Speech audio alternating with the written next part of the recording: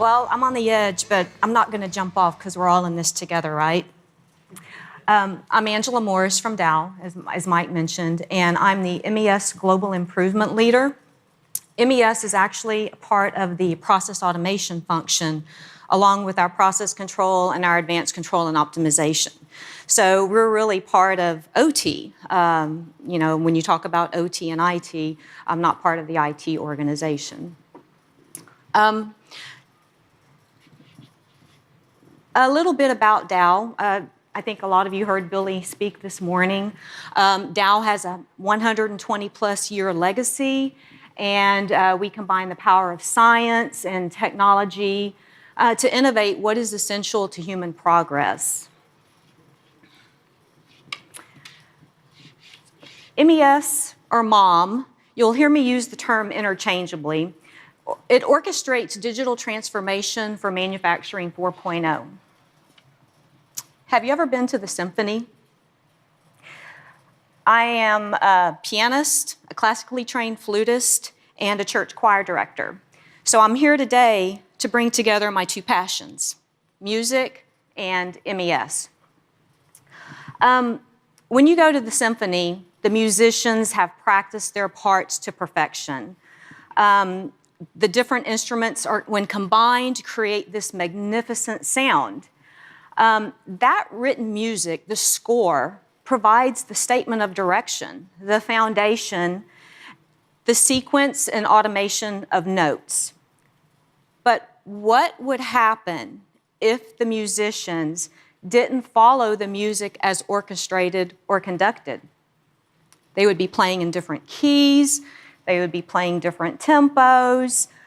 So that would result in different interpretations of the details and delivery, which can result in a lack of musical integration. And so it is with systems.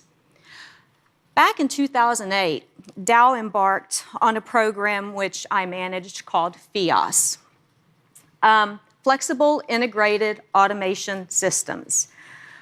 At the time, our business model was changing, and we needed to address requirements for complex batch and discrete manufacturing processes. Now, by that time, DOW had already been in the MES arena for about 20 years. We had developed our own proprietary VAX-based solutions and had already transitioned to a commercial solution. We had 300 global implementations, one server sitting on a shop floor globally, as I mentioned, and about 5,000 end users. Our systems interfaced, of course, to process control. We had many interfaces to our LIMS quality systems, and we had some interfaces to our SAP systems. So this was nothing new to DOW. We had been playing the same tune and addressing the same requirements for all of those years. Until the introduction of ISA 95 into DOW. When we started learning about ISA 95, that's International Society for Automation, it's a standards, we realized that our MES solutions really only addressed a fraction of what MOM really encompassed. So we began to ingrain ISA 95 in our culture.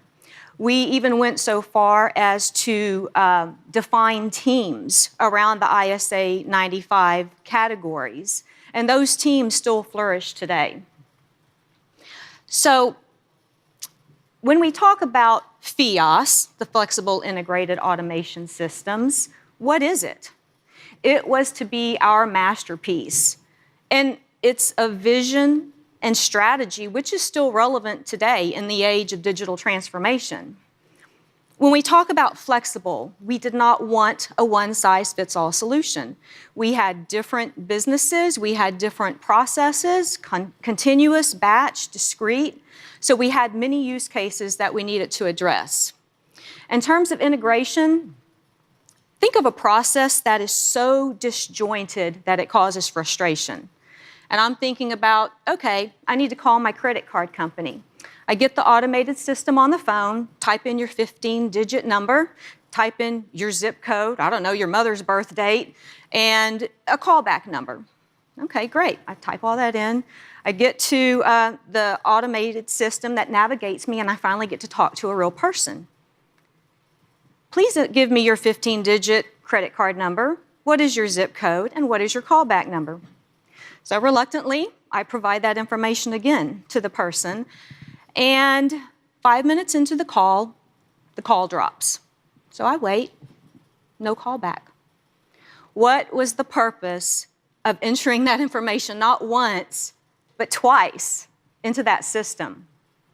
And it just goes to show we can experience those same issues of segregation within our own businesses, specifically around silo domains of IT and OT. And we'll get to that a little bit later.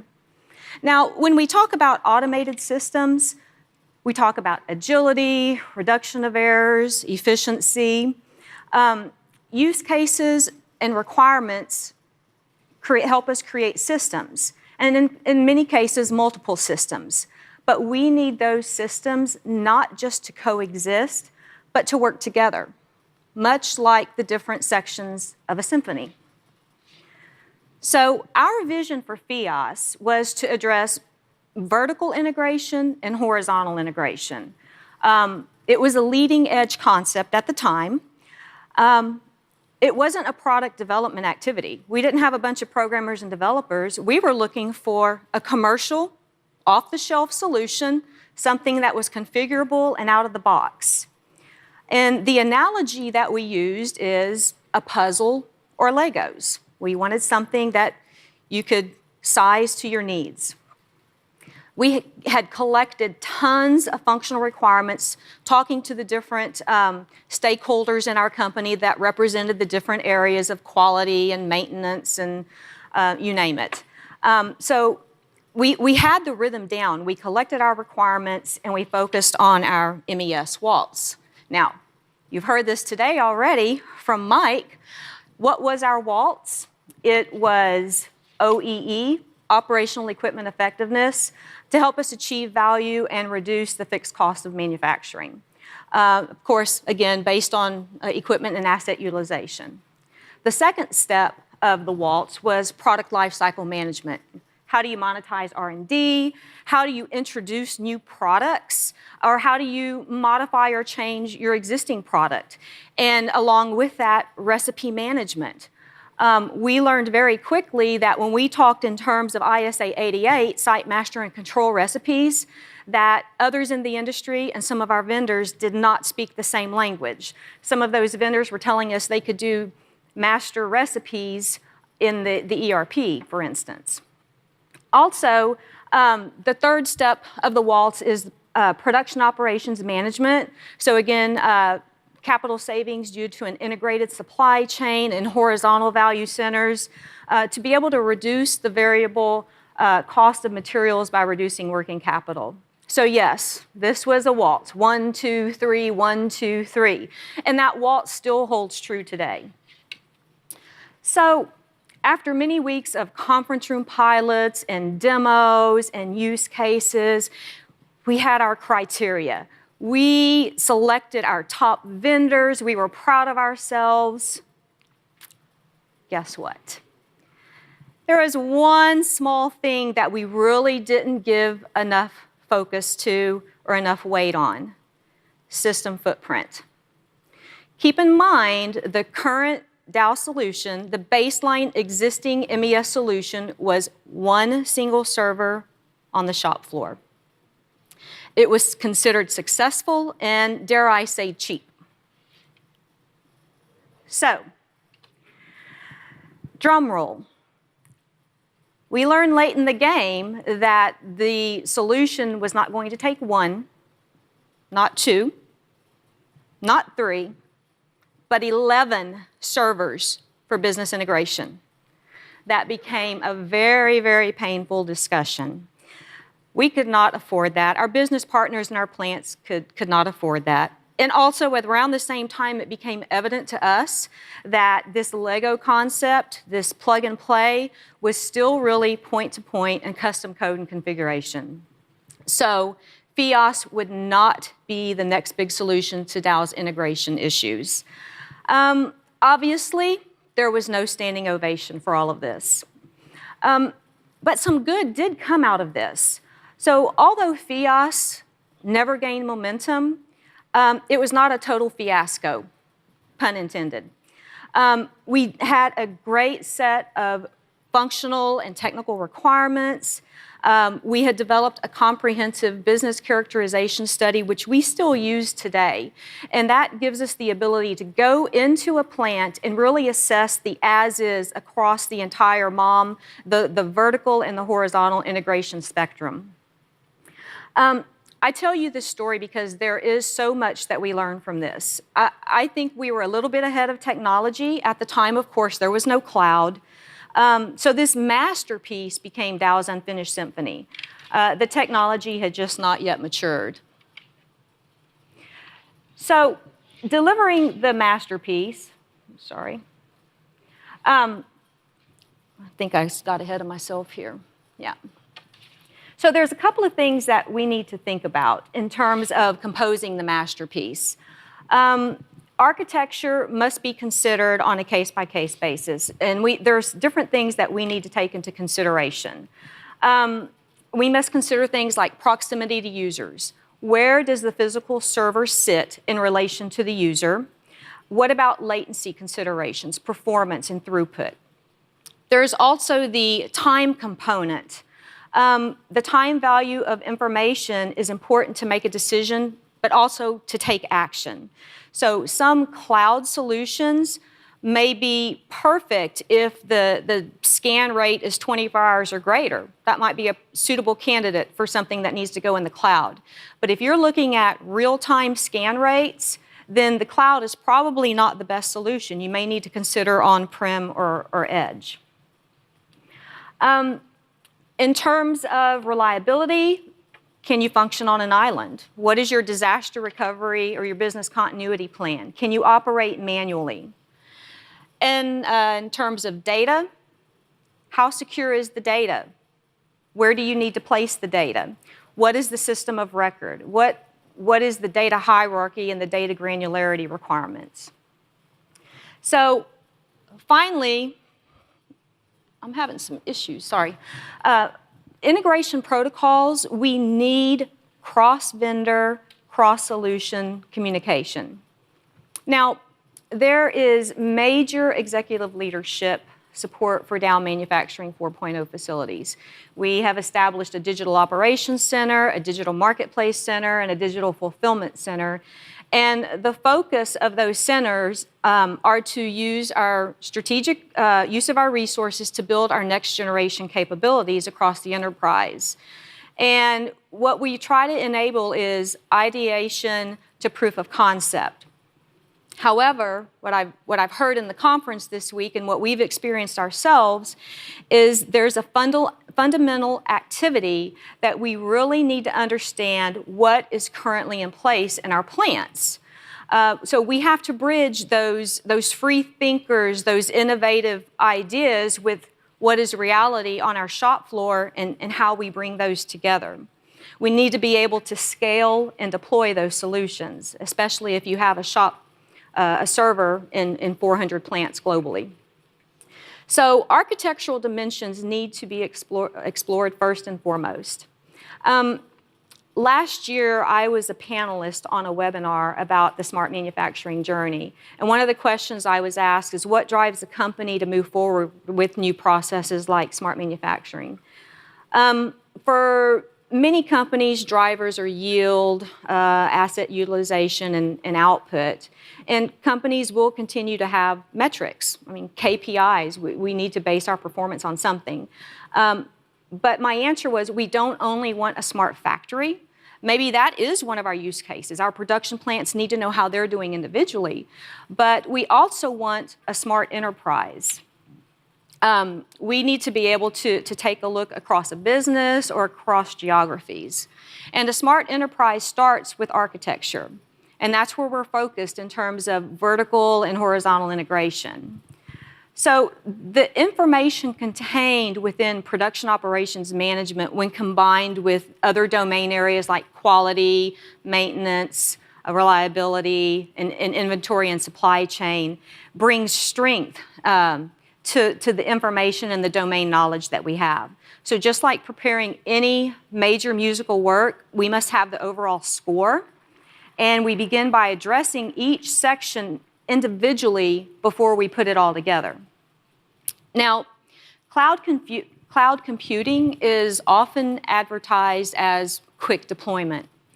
And recently, we implemented our first cloud solution, a closed-loop performance monitoring solution. And let me just say that it was an interesting and challenging rehearsal. Not only were we learning, but our vendors were learning. We were learning how to make certain protocols work in the cloud. And eventually, we had to dissect everything organizationally, systematically, and slow down before we could move fast. Now, any musician who's received a complex piece of music knows exactly what I'm talking about. The good news is that our talented teams made it happen. And we're continuing to work on new technologies and drive digital operations in terms of communications between SAP and the shop floor, as well as horizontally across the MOM space, which is level 3. So I'm going to build out this slide. What about OT and IT convergence? It requires orchestration. And just last month, we had our first face-to-face MOM workshop. It is architecture planning workshop. So we had representatives from IT and OT there, as well as engineering. And so I've learned this week that we're going to refer to that as ET. So I will be doing that back at the office when I return. Our goal was to define an architectural strategy and to remove silos and understand what our end-to-end roadmap needs to look like.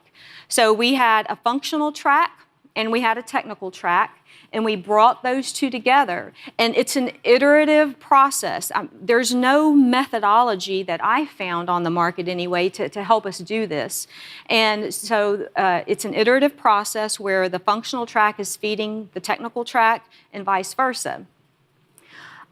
So one request that I have for vendors sitting in the room is please listen to your customer base. It's not feasible for companies such as DOW with 400 servers globally to just rip and replace. We must evolve over time. We need to make our solutions fit. We need OT, IT, and ET vendors to work together to provide common and flexible solutions. We should not be using proprietary protocols and solutions. To my manufacturing colleagues, only you know your business, functional, and technical requirements. So consider all architectural domains, business architecture, technical architecture, et cetera. Consider the infrastructure, not independently, but look at things holistically so you can have a vision of where you want to go. Of course, you have to stay cost effective and you want to tailor those needs to your customers. And recognize that as OT and IT converge, there are some gray areas. And we have to work through those gray areas, but we have to keep in mind that we're all working toward a common goal. So we have to ensure that IT and OT are working in harmony.